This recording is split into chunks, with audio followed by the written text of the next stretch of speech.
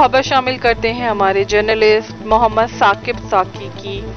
मौजा झामरा के नवा में मौजूद ठट्टा सजावल का गवर्नमेंट गर्ल्स प्राइमरी स्कूल खंडरात का मंजर पेश करने लगा।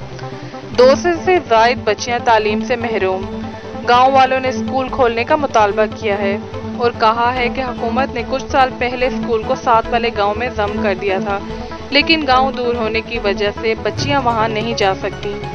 तफसीली रिपोर्ट देखिए मोहम्मद साकिब साकी की।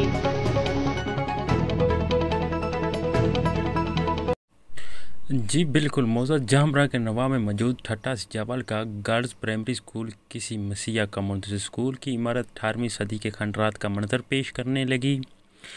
आज के जदीद दौर में भी ज़िला फैसलाबाद की तहसील तांदले वाले के नवाई तरीक़ी गांव मौजा झामरा के करीबी गांव ठट्टा सजावल का गवर्नमेंट गर्ल्स प्राइमरी स्कूल किसी मसीहा का मुंतज़िर 1988 में बनने वाली इमारत किसी भूत बंगले का मंजर पेश करने लगी।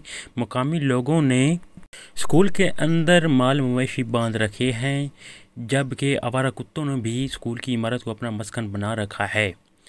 अहल हैल ने गांव सरापा एहतजाज है कि आज के जदीद दौर में भी उनके गांव की बच्चियां तालीम के ज़ेवर से आरास्ता नहीं हो पा रही।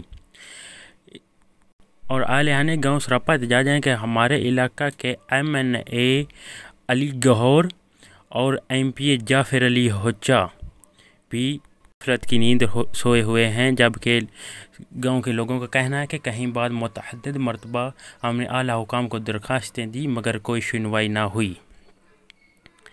कैमरामैन खालिद मुमून सुल्तानी, रैसाके फैसलाबाद।